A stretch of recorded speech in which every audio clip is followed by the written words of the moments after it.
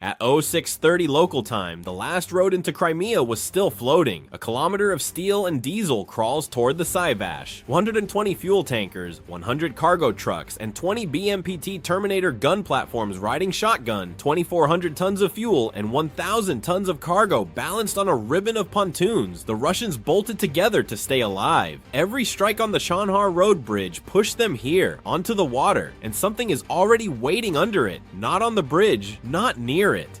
Under it, in the anchor pit, dormant. This is not the story of a bridge that got destroyed. It is the story of a rope that got let go. Over the next 20 minutes, the Russian side wins every technical duel that morning. It detects the drones, jams the link, triangulates the operator, and puts a laser-guided shell through his bunker. And by the time the smoke clears, they've lost the crossing anyway. Winning the fight and losing the bridge turn out to be the same morning. Start with the weight. 2,400 tons of fuel is roughly 2.9 million liters, enough to keep one ordinary car running for more than 18 centuries, sitting on a floating span rated for a fraction of it. The bridge underneath is a Soviet-patterned PMP pontoon crossing, 60 tons of capacity, a 227-meter span built from 32 river links thrown across the water in 30 to 50 minutes by a bridging company. Each link is a folding steel pontoon that opens on the water as it's rolled off the truck, latched to its neighbor into a continuous roadway. A fixed bridge carries its load down through piers anchored in the riverbed. A pontoon carries its load on buoyancy alone, and holds its shape only because cables pin the floating string against the current. Take away the piers of a real bridge and you still have to cut steel. Take away the cables of a pontoon, and physics does the rest. It exists because everything sturdier is gone. Chonhar and Henichesk hit and blocked, Armyansk under pressure, Crimea already rationing, cash sales of gasoline suspended since June 4th, 20 liters per customer at the pump. A peninsula this starved moves its fuel across a river on inflatable boats, because it has no other door left, and the escort knows how exposed that makes the column, which is why the Terminators are there. Those escorts are not light. The BMPT Terminator is a 48-ton armored vehicle built specifically to swat the small and the low. Twin 30mm 2A42 autocannon with roughly 850 rounds between them. 4 Ataka-T guided missiles on the flanks. Sensors tuned to catch exactly the kind of skimming drone Ukraine is about to send. Only around 33 of them were ever built, and none of that matters for what happens first, because the first thing between Ukraine and the crossing isn't the convoy, it's dirt. A fortified coastal line, trenches, machine gun nests, observation posts dug in along the approach, built to kill drones before they ever see the bridge. Ukraine sends 10 FPVs to open it. These are first-person view quadcopters running at 120 to 130 kilometers an hour, launched from 10 kilometers to the northeast, each one a piloted missile steered by analog video, where the operator flies through the warhead's own camera all the way to impact, carrying 1 to 3 kilograms of explosive on a frame that costs a few $100s. At 130 kilometers an hour, a drone crosses the last 60 meters to a trench in under 2 seconds, faster than a traversing gun can walk its rounds onto a target that small, which is the whole reason a 30-centimeter machine can beat a dug-in nest. 4 of them go in on a sequenced dive. The first drops onto the roof of a trench line, and the feed goes white at 60 meters. Black smoke rolls up, and that smoke is the doorway. It blinds the whole sector to what comes next. The third FPV takes a machine gun nest with the barrel still traversing, the gunner tracking a target skimming the ground and losing. 4 positions neutralized in under 90 seconds by aircraft you could replace out of petty cash. The fixed line did exactly what fixed lines do against cheap, fast, expendable things. It died in place. Through that black doorway climbs the real payload. It's a vampire, the Skyfall Baba Yaga, a heavy hexacopter with a bispectral day-night camera, roughly 15 kilograms of carry in its production form, a range near 20 to 45 kilometers, and a price around $8,500 a unit. This morning it's rigged for something heavier, an 80-kilogram shaped charge slung under it on cables, meant to be lowered, not dropped. A shaped charge is not a blast weapon, it's a lens for explosive force, a cone of metal that collapses into a jet on detonation and drives that energy in one direction. Aim that cone down into the anchoring of a bridge, and you don't scatter the span, you sever what holds it. And while the drone climbs, the Ukrainian crew is watching the Russians watch. Through a Sense 4. The Sense 4 is a passive analog video detector that reads drone feeds across 4 bands, sweeping all the way up to 8. 2 GHz and uninverting a masked picture automatically in about a second and a half. It's the successor to the Sense 3, of which more than 4,000 were built. Russian FPVs migrated up into the 6 to 8.2 GHz range, specifically to slip past conventional detectors, so the crew climbed the band with them. 6 Russian feeds bloom on the Ukrainian screen, and every one of them is pointed low at the escort FPVs skimming the shoreline. Not one is pointed up.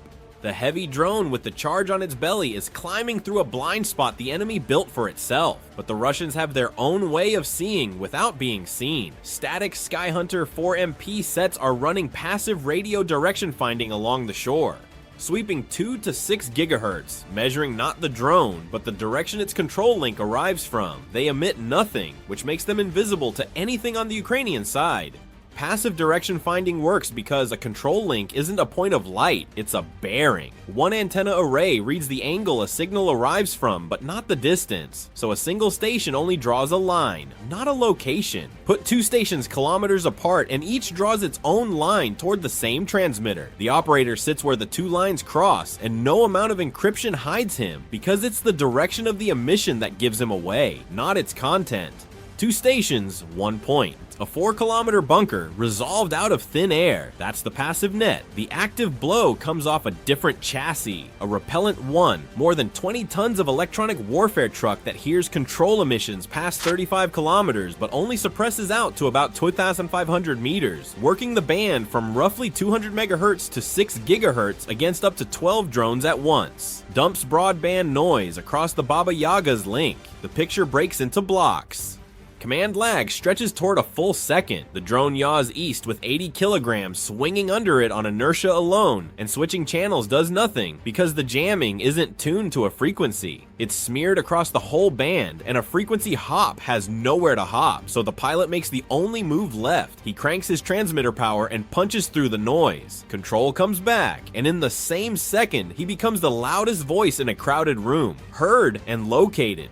The Repellent listens at 35 kilometers and slaps at 2.5. The pilot just walked into the gap between those 2 numbers and handed the Skyhunter his address. Now the crossing turns its gun straight up. A cord opens up from 400 meters. A 12.7mm heavy machine gun, throwing roughly 600 rounds a minute, tracers cutting diagonals across the frame, and its effective reach runs well past the range of this fight. The Baba Yaga can't jink. The charge is already inside the anchor pit and the winch is still paying out cable, so the drone has to hold a dead hover under the fire while it lowers the load. The one flight profile that turns a moving target into a stationary one. A hovering hexacopter isn't just easy to hit, it's predictable to lead. The gunner no longer has to solve for motion, only for range, and at 400 meters a 12.7 leaves almost no flight time to correct for.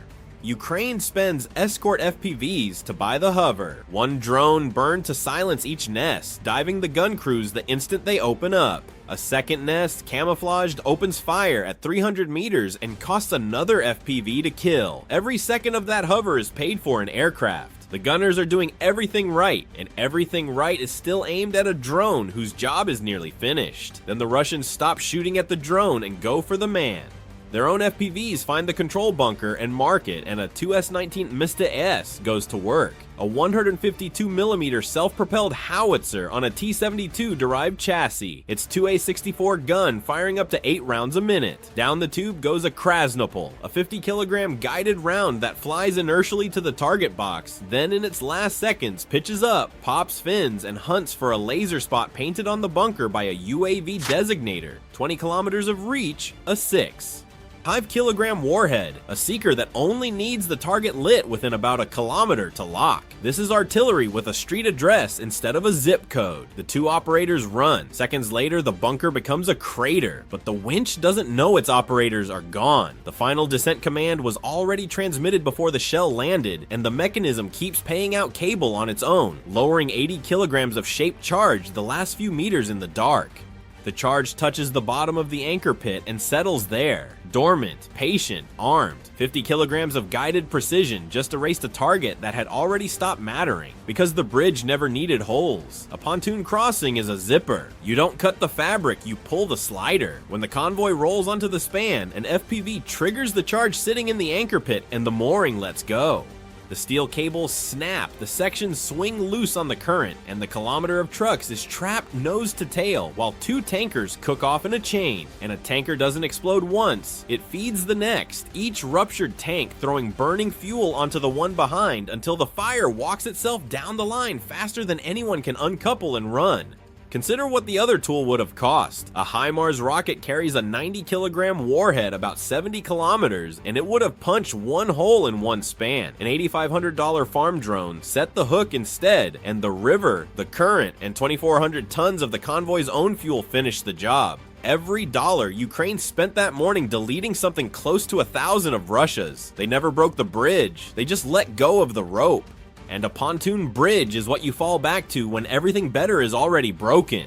This crossing existed only because the Chonhar and Henichesk bridges were down and Armyansk was under fire. It was the degraded corridor's last option, not its strong one. That's the trap underneath the whole route. A single file span is a train with no siding, and whoever stops at the front stops everyone behind. The same arithmetic is running at Henichesk and back toward Armyansk, where a 50-truck fuel and munitions column was already caught in the open days earlier. You don't have to destroy a supply line that has been squeezed down to one lane. You just have to make it stop once at the narrowest point and let the queue behind it become the target. Decoy formation up front or the anchor strike underneath. Which one actually broke this convoy? Tell me below. And if you want to keep watching how Crimea's last roads are being closed one crossing at a time, subscribe.